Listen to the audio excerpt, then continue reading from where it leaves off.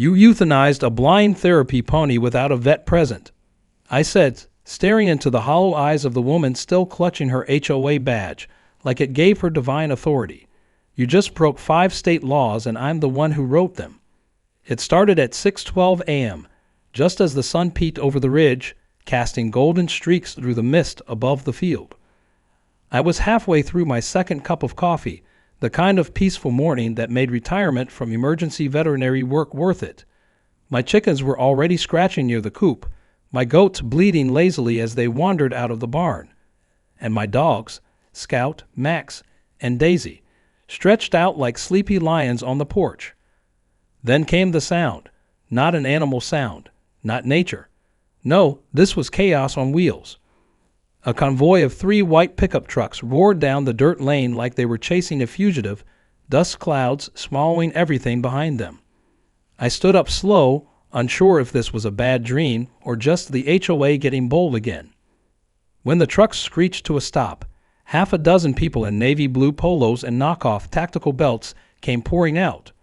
One had a clipboard, one had a bullhorn, and the one in the lead, short bob haircut, red blazer, and enough arrogance to power a small city, walked straight up to my fence and barked, "James Miller, by order of the Willow Creek HOA, your animals are in violation of residential health and zoning ordinances.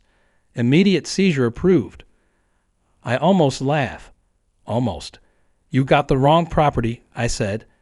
"This is parcel 177A, private, unincorporated, outside your HOA jurisdiction. Always has been." She smirked like she'd been waiting for that response. "According to this," she said, waving a stapled stack of documents that looked like they were printed on someone's home inkjet, "your property was annexed last month under the Emergency Boundary Alignment Protocol voted in at the last HOA meeting. You're in now. You're under us." The dogs started barking, part warning, part confusion. I tried to reason with them. "This land's not even zoned residential. I've had animals here for 12 years. I run state-certified therapy sessions for disabled kids and trauma victims. That pony you're looking at, he's blind. Do you even have a licensed vet with you?" That's when she gave a signal. Not a word, just a slight flick of her wrist. The others opened the back of a trailer, and before I could cross the yard, 2 men had already lifted 3 of my goats by their legs and hauled them off squealing. Another woman shoved Max, my service dog, into a crate while Scout snapped at her heels. I rushed forward, furious, and she put her hand on her taser. "Touch me and it's assault," she said. "You've been warned." It all happened too fast. They pulled out a paintball-style marker gun and shot at the chickens to scatter them. One of them kicked at the blind pony, Maple, yelling, "Move it, freak." I screamed. I actually screamed. I called the sheriff, but the local deputy was already on site, watching from his cruiser with a bored expression, sipping a gas station coffee. I ran to him, shouting, pointing, pleading. "They're killing animals on private property without a vet or court order." He didn't even get out of his car. "They said they have HOA authority," he muttered. "Not my jurisdiction." By the time I got back to the barn, the trailer was pulling away. 3 of my goats, 2 of my chickens, my blind pony, all gone. I followed them in my truck, filming every second. They didn't take the highway. They drove to a temporary shelter compound set up behind the HOA clubhouse. A white tent, metal pens, tables with syringes, a generator-powered refrigeration unit humming low. I parked and ran toward them, only to be met by a man in a hoodie who shoved a clipboard into my chest and said, "You can talk to the director. Animals deemed non-recoverable have already been processed." "Processed?" I asked. He didn't answer. At 9:47 a.m., my phone rang. Caller ID, Willow Creek Animal Wellness, which I'd never heard of. The woman on the line sounded nervous. "Sir, I just wanted to let you know we were instructed to spare one of your dogs. The rest didn't make it through orientation. The procedure was administered around 8:15. I sat down on the curb in front of the tent. I didn't cry. Not then. I just stared into the gravel, mouth open, barely breathing. I could still hear Maple's bell from yesterday's therapy visit.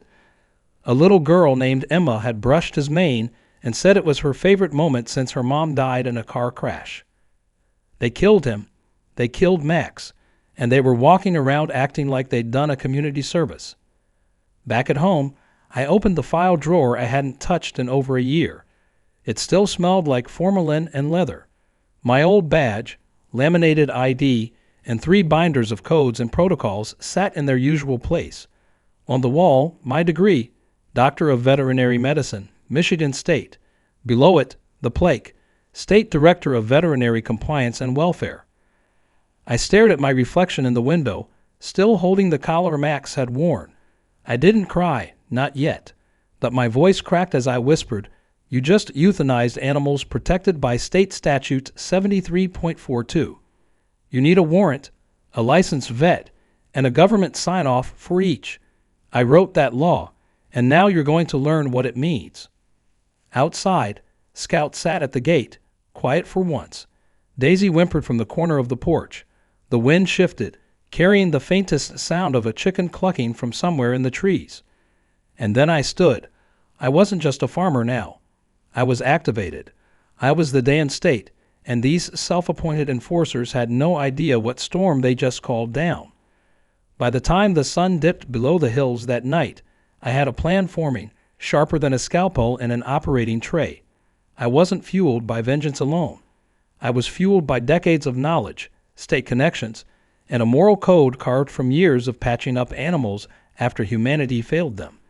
And if anyone thought I was going to roll over and let them get away with murdering therapy animals and stealing livestock under a fake badge, they didn't know who they were dealing with. I didn't sleep that night.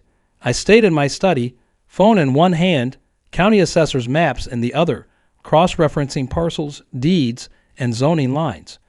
My old contacts in state compliance answered on the first ring. I didn't ask for favors. I stated facts. I had documented theft of property, unauthorized euthanasia, impersonation of veterinary authority, and a clear violation of Statute 73.42. 1 call turned into 4. 4 turned into a dozen. By sunrise, I had an official green light to launch a preliminary investigation under emergency conditions. I could gather evidence, secure affidavits, and if needed, call in legal muscle. By mid-morning, I was driving my old Chevy Silverado out to the nearest county records office. The clerk there, Melissa, had known me for years. Her face fell when I told her what happened. She didn't even ask for a warrant. She pulled the parcel records and let me photograph every line. It confirmed what I already suspected. My land, parcel 177A, was never annexed. The HOA's so-called boundary realignment had no legal basis. In fact, it wasn't even filed with the county. The maps hadn't changed in 20 years. They'd forged the paperwork and hoped no one checked. Worse, they weren't just targeting me. As I dug deeper, I found similar incidents flagged in other neighborhoods within a 20-mile radius. Rural properties suddenly declared HOA territory, animals vanishing, homeowners pressured into moving. This wasn't a one-time overreach. It was a campaign. I drove back to town and met with Lisa, my old friend and fellow vet, who now ran the pathology lab at the university. I handed her what little I had, footage of the seizure, the phone call recording, and the last medical logs for the animals. She offered to autopsy one of the chickens I'd recovered from the woods, Henrietta, my escape artist. She'd been found under the porch, dazed but alive. Lisa promised to run full toxicology and get me results by the next day. She also gave me something more important, her support as an expert witness if this went to court. That afternoon, I pulled into a familiar driveway. Ryan Thompson was sitting on his porch with a laptop in his lap and a shotgun resting across his knees. He raised an eyebrow as I stepped out. "Didn't expect to see you here unless you were dropping off goat cheese," he said. I told him everything. Ryan used to work cyber investigations for a federal contractor.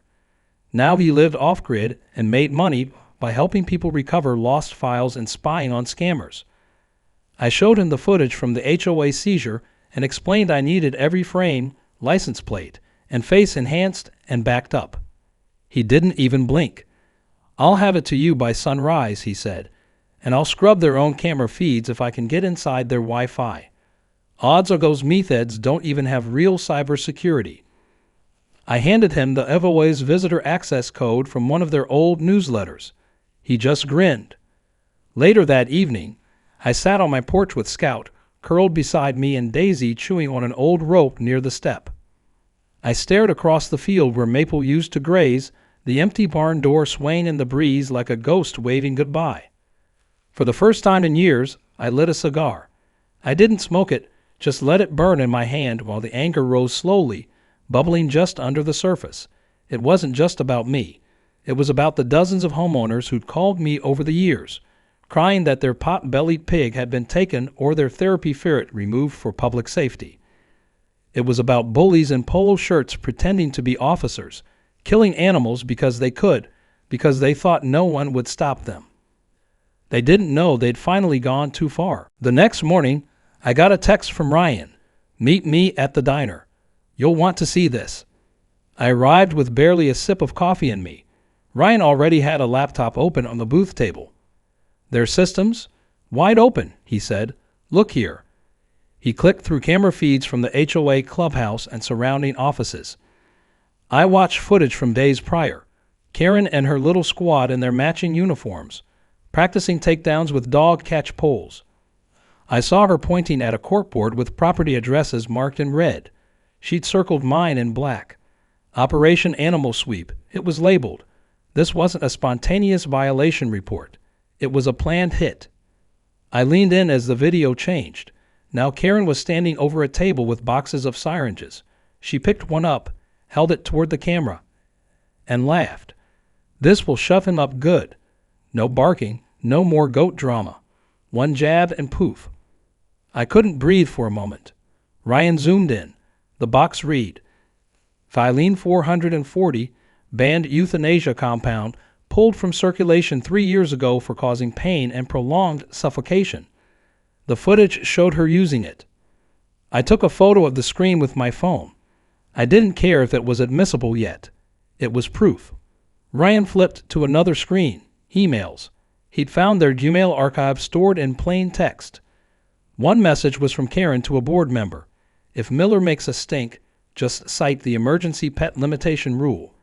If he threatens legal action, call him sentimental. No one takes a goat man seriously. They would now. They would." I left the diner and called the state vet board. I wasn't just filing complaints. I was opening a full disciplinary investigation into the unauthorized euthanasia, misuse of restricted substances, and impersonation of licensed animal control. I gave them the footage. I gave them names. I offered my credentials and full cooperation. By noon, the state had issued a cease and desist to the OA's fake enforcement team. Their compound was ordered shut down pending inspection. As I walked back to my truck, I noticed something odd parked across from the diner, a silver sedan. Inside it, someone snapped a photo of me before speeding off. I wrote down the license plate and sent it to Ryan. Probably just a nosy board member, but I wasn't taking chances. That evening, I got the call from Lisa. She sounded rattled. "James, it's worse than we thought. The chicken you brought me, Silene confirmed, but also traces of tranquilizer used in livestock trafficking. This wasn't humane euthanasia. This was chemical torture. Your animals suffered before they died." I hung up and stared out at the barn again. I remembered Emma's voice as she hugged Maple and told him she'd come back soon. I remembered Max's ears perking up at every sound, always ready to guard. Not anymore, but their deaths weren't going to be in vain. I was just getting started. The day after the cease and desist order hit the Willow Creek HOA inbox, the clubhouse turned into a wasp's nest. Cars pulled in and out in rapid bursts. People scrambled with boxes and folders, and the makeshift animal compound vanished overnight like it had never been there. But it was too late for them to hide. Ryan had downloaded everything: security footage, emails, internal documents, even a list titled Phase 2 Targets, which had over a dozen addresses of local residents with small animals and therapy pets. They were planning a full purge of what they called non-compliant livestock nuisances. I didn't even need to imagine the kind of destruction that would have followed if they'd gotten away with it. I'd seen it firsthand, but now I had the tools to fight back, and this time I wouldn't be playing defense. First thing that morning, I drove out to the regional sheriff's office, armed with evidence and legal firepower. The previous deputy who'd watched my animals get taken like it was a neighborhood drama, he was conveniently on leave. This time, I asked to see Sheriff Gregory, a no-nonsense man with tired eyes and a grudge against HOA politics. He listened in near silence as I laid out everything: printed stills from the footage, Lisa's toxicology report, screenshots of Karen's emails, and a list of properties they planned to hit next. Then I handed over my credentials as State Veterinary Director and the active investigation order signed by the governor's legal office. His silence cracked after the third piece of evidence. By the time I was done, he stood up, grabbed his hat, and simply said, "Get in the truck." We rode in silence to the HOA building. On the way, I showed him a short video Ryan had edited together. It featured the footage of the animal roundup, Karen's siren's jokes, and even a board meeting where someone asked if they needed a court order. Karen had scoffed and said, "Who's going to stop us? Some goat farmer." The sheriff's jaw tightened visibly. When we arrived, the HOA officers were in mid-meeting. Karen was up front, pacing with a Starbucks in hand and a clicker in the other. Behind her, a projector flashed images of newly redrawn maps, including properties they had no legal claim to. I walked in just ahead of Gregory, and the room went quiet. Karen froze. "You're trespassing," she said, voice flat. Gregory stepped forward, held up the court order, and announced that this building and all its contents were now part of a state-led investigation. Half the room looked stunned. The other half tried to quietly close their laptops and slide out the door. He wasn't having it. "Anyone attempting to leave with files, equipment, or electronic data will be detained for obstruction," he said. Karen's face twisted into that trademark HOA sneer she wore like armor. "This is harassment. You're just mad some mutts got put down for biting code violations. We followed procedure." "You followed nothing but your own delusions," I snapped. "And now you're going to answer for it." "We collected every document, every laptop, and every flash drive. The files were damning. Expense reports showing money funneled from HOA dues into private accounts labeled Animal Removal Fund, notes referring to silencing nuisance complaints permanently, and a memo where Karen authorized the use of expired euthanasia drugs to save costs. Each one was a nail in the coffin. Later that day, I returned to Ryan's cabin, where he was already decrypting more internal files. One labeled Internal Risk Assessments had notes on me. It listed my property size, animal count, and something that made me pause. Investigate Miller's past state affiliation, possible risk of retaliation. Karen had known exactly who I was. She didn't care. Or worse, she thought she could outmaneuver me. Ryan found one more smoking gun, an audio recording taken from a hidden microphone during a pre-raid planning session. Karen's voice rang out clear as day. "We don't need court orders. The more animals we put down now, the easier it'll be to clean up that whole area, make it HOA compliant. He won't fight. He's just a lonely old man hiding behind barn animals." It was personal now. They weren't just abusing power. They were rewriting the rules to create their own twisted vision of control. And my animals were the first casualties. The next morning, I received a call from the governor's legal office. My case had gained traction. Multiple homeowners had come forward after seeing reports about the investigation, some in tears, others shaking with rage. One woman said her son's emotional support rabbit had been removed during a wellness check, and they never saw it again. Another had lost a disabled mini horse that was taken while she was at work, all under the same HOA, same people, same lies. I agreed to testify in the first round of hearings and provide expert analysis for the animal cruelty cases. It wouldn't bring my animals back, but it would stop these people from ever doing it again. I sat with Lisa that afternoon, and we built out a timeline of the chemical traces, linking the batch of euthanasia compound back to a distributor in Nevada. A call to their compliance team confirmed that batch had been marked unsafe for use and should have been destroyed years ago. It had been illegally sold in an online surplus group under Karen's maiden name. The pieces were falling into place like dominoes pushed by a raging wind. But even as we celebrated the small victories, I didn't let my guard down. That night, I found a brick on my porch with a note tied to it. Stop digging or next time it's your house. I didn't call the police. I called Ryan. We set up motion cameras, infrared perimeter sensors, and silent alerts connected to his system. If they wanted a war, I was ready. They'd already destroyed what I loved. I had nothing left to lose but everything left to protect. A day later, Sheriff Gregory and a federal agent raided the homes of 3 HOA board members. They seized devices, hard drives, and one hidden stash of vials labeled Thylene 400 and 40X. The arrest was televised. Karen wasn't home when they arrived, but her husband was, and he spilled everything. According to him, Karen had a vendetta against ruralists and believed removing animals was the fastest way to gentrify the community.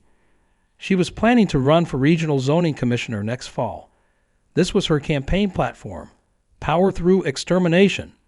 Now that campaign was falling apart, piece by piece, but she still hadn't been arrested, and I knew her well enough to know she wouldn't go quietly. The final image of that day was me walking out to my barn with a flashlight.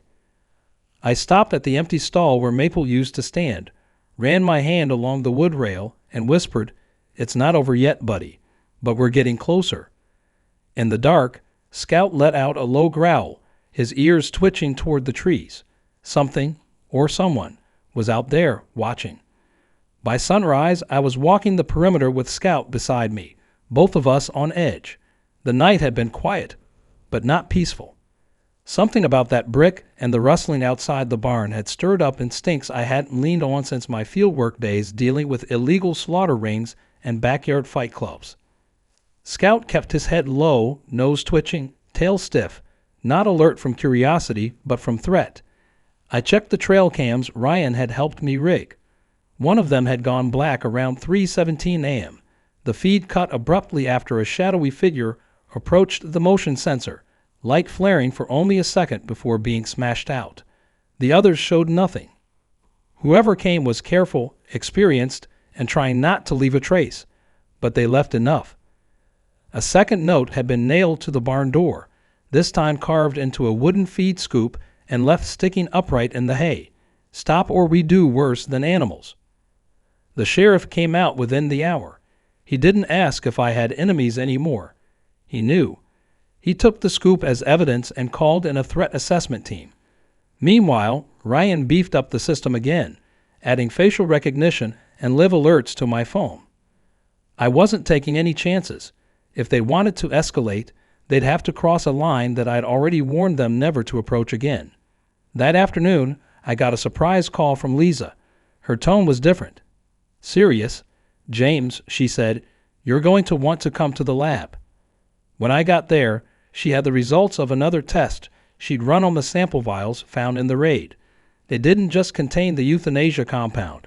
They were laced with an unregulated sedative, one used by exotic animal smugglers to transport wildlife discreetly, strong enough to paralyze without killing.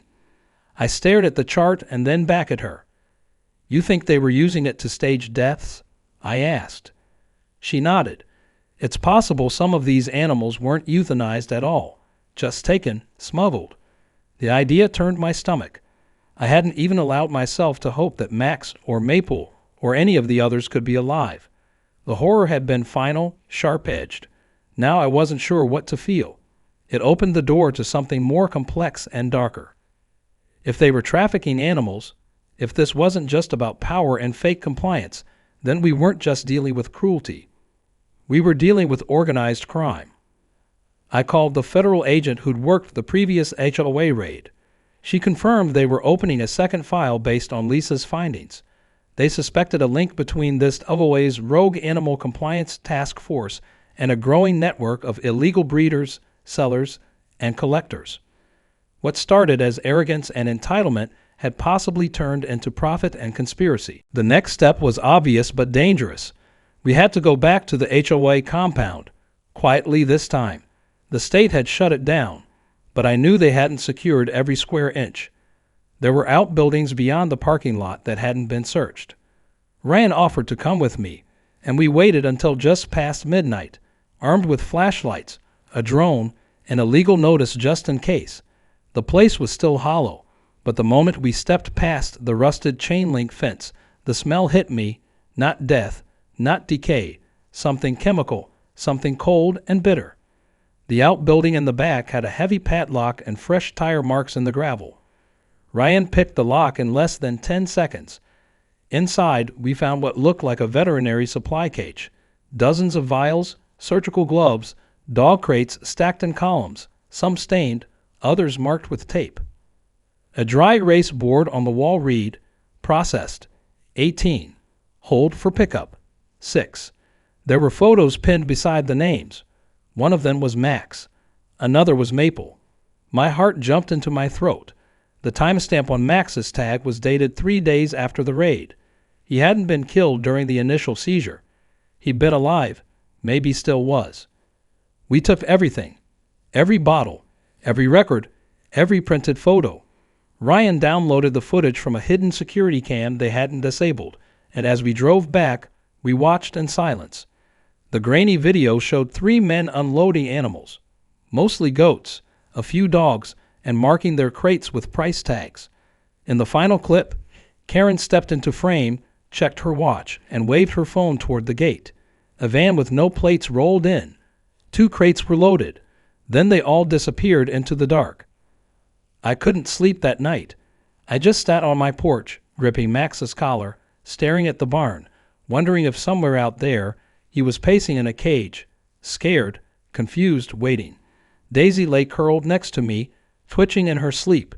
Scout didn't sleep at all. He stood near the steps the entire night, growling every time the wind shifted. By morning, I was on the phone with the agent again.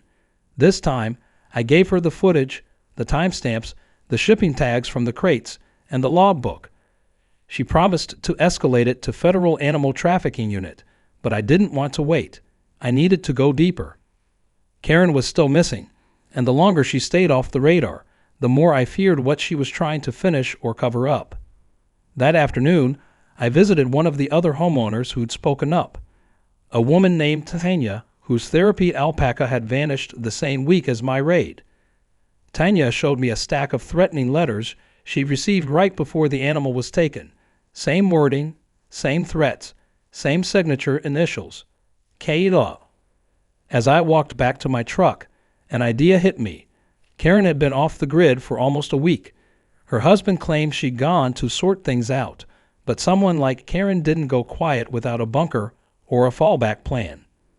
I remembered an old rumor I'd once overheard at the county permit office, a mention of a private property her family owned near Lake Pinewood, far beyond HOA territory. I checked county records. Sure enough, there it was, a 14-acre tract in her maiden name, registered for agribusiness. No taxes paid in 4 years. No activity listed. But satellite views showed something else entirely. Fresh tire tracks, a new structure with a reflective roof, solar panels, and a fenced enclosure just barely visible through the trees. I stared at the screen, my fists clenched. That was it.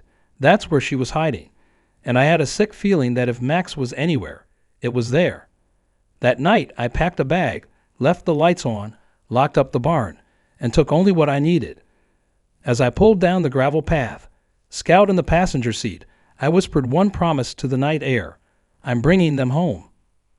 The gravel cracked under my tires as I turned off the highway and onto the forgotten road leading toward the Pinewood property. Trees arched overhead like crooked sentinels, their limbs brushing against the truck as if trying to hold me back. The deeper I went, the quieter it got. No birdsong, no rustling critters, just a stillness that pressed into my ears. Scout sat alert in the passenger seat, ears twitching, tail stiff, nose against the window. He didn't bark. He didn't whine. He just stared forward like he already knew what we'd find. And maybe I did too. I parked a quarter mile out, tucked behind a thicket, and proceeded on foot. The air reeked faintly of disinfectant, the kind used in low-end kennels to mask filth with lemon-scented poison. Through the trees, the glint of corrugated steel caught my eye. Karen's new structure, hidden from public view, outfitted like a rural lab. I crept closer, keeping low. A solar camera on a pole rotated slowly, but its light sensor had been taped over. Sloppy. I ducked into the brush and circled behind the main building. That's when I saw them. Rows of enclosures, some with makeshift tarps, others stacked 2 levels high. And inside, the shadows of movement. Goats, dogs, birds. I caught sight of a distinctive brown and white pattern I'd seen 1,000 times in my dreams. I had to grip a branch to keep from stumbling forward. Max was thinner. His ears drooped, but when he turned toward the fence and sniffed the air, I knew he recognized something. I stepped out into the clearing and whispered his name. He didn't bark. He just stood up, trembled, and let out a single whimper, barely audible, but enough to knock the breath out of me. I ran to the gate, fumbled the latch, and the moment it gave way, he collapsed into my arms like every muscle had finally relaxed. Scout ran up, tail wagging furiously. Max tried to bark, but it came out cracked, hoarse. I knelt beside him, pulling out the bottle of water and jerky I'd brought. He gulped both, his eyes never leaving mine. I didn't have time to cry, not yet. I scanned the other cages and spotted Maple in the far stall, his mane tangled, ribs visible through patchy fur, but still standing, still blind, still alive.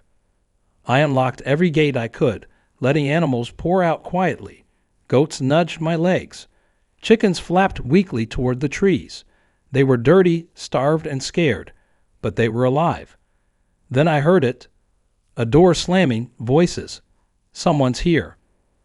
I ducked behind a coop, heart hammering. A flashlight beam cut through the gloom. 2 figures, both armed, both wearing what looked like HOA branded jackets, as if that title still meant anything. I waited until they passed, then moved fast. Got Max and Maple out first, herding as many animals toward the tree line as I could. I used the emergency beacon Ryan had given me, tapped twice to signal the federal team on standby. They'd been trailing Karen's finances, tracking property use. I told them where I was going but warned them not to come unless I called it. Now I was calling it. The next 10 minutes were chaos. Lights came on inside the structure. I heard yelling. Someone had found the open cages. Then gunshots rang out, not aimed but wild, warning shots into the air. I didn't flinch. I got every animal I could into the trees, guiding them like a living tide. Max kept looking back at me, limping slightly but never letting me out of his sight. Scout stayed close, guarding the rear. Then headlights appeared on the trail, but not from Karen's people. These came fast, organized, loud. Sirens wailed into the stillness. Agents poured out of SUVs in dark uniforms, shouting commands, fanning out with tactical precision. The 2 armed men tried to run. One got tackled. The other tossed his weapon before he could even make it past the clearing.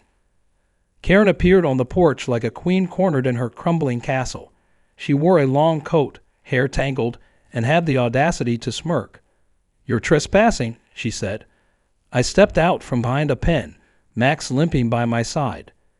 "You euthanized animals on fake authority," I said. "You kidnapped and trafficked livestock. You tortured therapy animals. You nearly killed my dog." She blinked just once. Then she tried to laugh. "You're overreacting. None of them were licensed. We were just trying to." A federal agent cut her off with a warrant in hand and cuffs in the other. "You were just trying to disappear them for profit, for power, for ego," I finished. She was arrested without another word.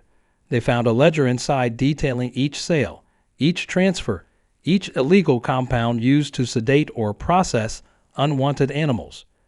She'd been running a full-blown exotic and specialty animal ring under the guise of HOA compliance. Every raid, every seizure had been part of a sales pipeline. The vials Lisa had flagged, bought in bulk under shell accounts, the euthanasia reports, all forged. Over the next 48 hours, we recovered 32 animals, including Max, Maple, and 5 of the chickens taken from my coop. Some weren't mine. Some belonged to families who'd never known what happened. A few had ID tags, microchips. The federal unit handled the reunions. I handled the care. They gave me emergency authority to house them all temporarily at my ranch. I converted the barn again, fixed every broken stall, and lined the walls with warm blankets and fresh feed.